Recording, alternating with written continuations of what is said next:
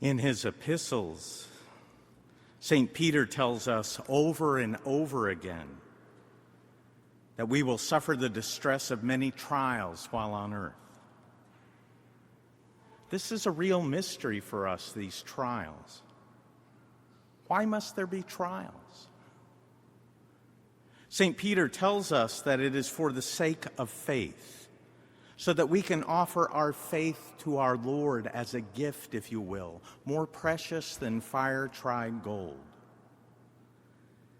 Now, we know that genuine faith is required for salvation, but what is it about genuine faith that makes it such a precious gift to our Lord? I would suggest that one reason faith is precious is because in all of creation, it is the one gift man alone can, as it were, offer to God. To be sure, faith itself is a gift from God, a gift that through our participation and cooperation with God's grace, we offer back to Him. But think about this. Inanimate objects are incapable of faith, as are plants and animals. Well, what about angels? Surely their faith is more perfect than ours. I submit that the very nature of angels makes them incapable of faith. The intellect of an angel is not like our own. We learn a subject or concept, truth, if you will, over time. We also learn it partially, incompletely, and may miss obvious implications of that truth. Angels, on the other hand, have intellects that immediately, fully, and completely apprehend what is true. Their intellects, though finite, are vastly superior to ours. Furthermore, as they are in the presence of God, they are blessed already and experiencing the beatific vision. Thus, man alone needs and indeed is the only creature capable of faith. And we should be, as serious, faithful Catholics, always striving to transform our faith into an ever more precious gift to our Lord.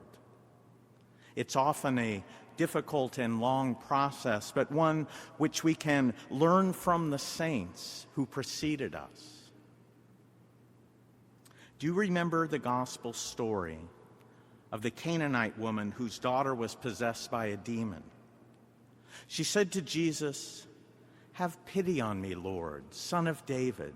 My daughter is tormented by a demon." But Jesus did not answer her. His disciples came and asked him to send her away, for she keeps calling out after us. The woman came to Jesus again, saying, "Lord, help me." And he said in reply, "It is not right to take the food of the children and throw it to the dogs."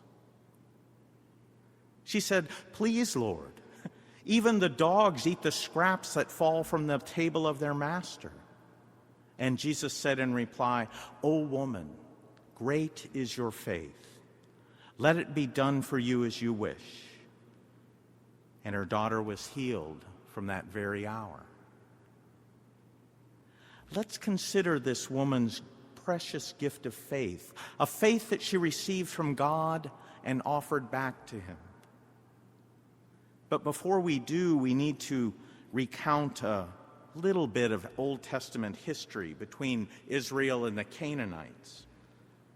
Israel and the Canaanites had a long history, but this history lesson will be short. Canaan, the man, was the grandson of Noah, who, for reasons that are not important to my purpose here, was cursed by Noah. He later became the father of the nation that bears his name, the Canaanites.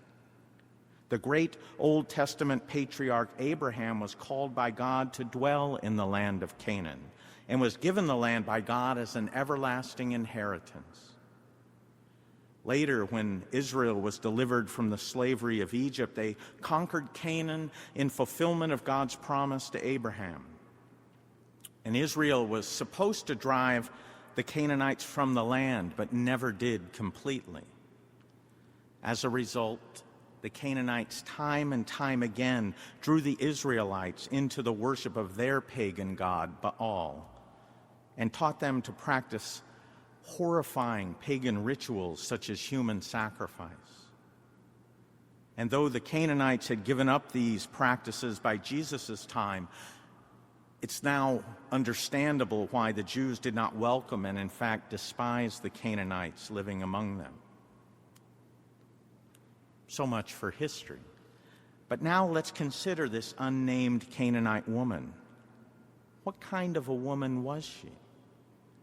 The torment of her daughter was without a doubt a source of unrelenting pain for her. She must have attempted every conceivable treatment to cure her daughter. Now a man named Jesus, who is said to be the Jewish Messiah, was coming into the region. Many Canaanites went to see him out of curiosity, and the woman came too, but she came with a humble and unshakable faith. Perhaps she thought, though I'm despised by the Jews, the Messiah can heal my daughter, and therefore I will go to him. And she calls out to him, but he doesn't respond. She knows he's heard her, and in humility implores his disciples to intercede for her, which they don't. But her unshakable and unwavering faith, she throws herself at Jesus' feet and begs for his help. He refuses, and in utter humility, she persists until she finally gains for her daughter what her faith, which now has been tested and refined in the fire of suffering, possessed all along: the healing of her daughter. Why did Jesus delay so long in granting her request?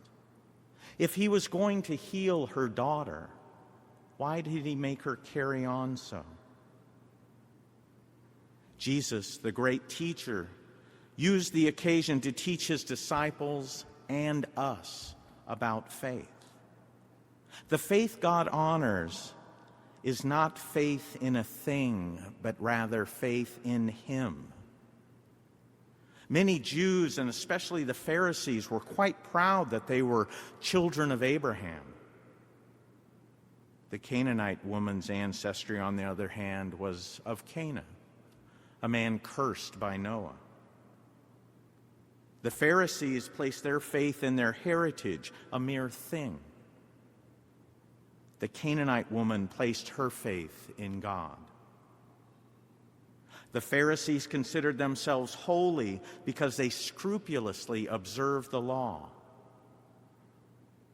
Well, the woman knew her status in the eyes of the law, and so she humbled herself before our Lord. So the Pharisees placed their faith in their religious observance, while the Canaanite woman placed her faith in God. Now, the Pharisees knew better. Who better than a Pharisee would know the Old Testament, where King David said in Psalm 51, "A humbled, contrite heart, Lord, you will not spurn." Indeed, the Pharisees did know this, and therein lies the problem. The Pharisees knew the psalm, while the Canaanite woman lived it. That's the key. What the Pharisees knew in their mind was lived out by a lowly, despised Canaanite woman with her humbled, contrite heart. She didn't place her faith in her knowledge, in her heritage, or even in her religious observances. Rather, her faith was in our Lord and was evident by the way she lived. And God accepted her gift of faith, tried by fire. If we imitate her example, our gift to the Lord can also be a humble, contrite heart. A heart full of faith, more precious to our Lord than fire-tried gold.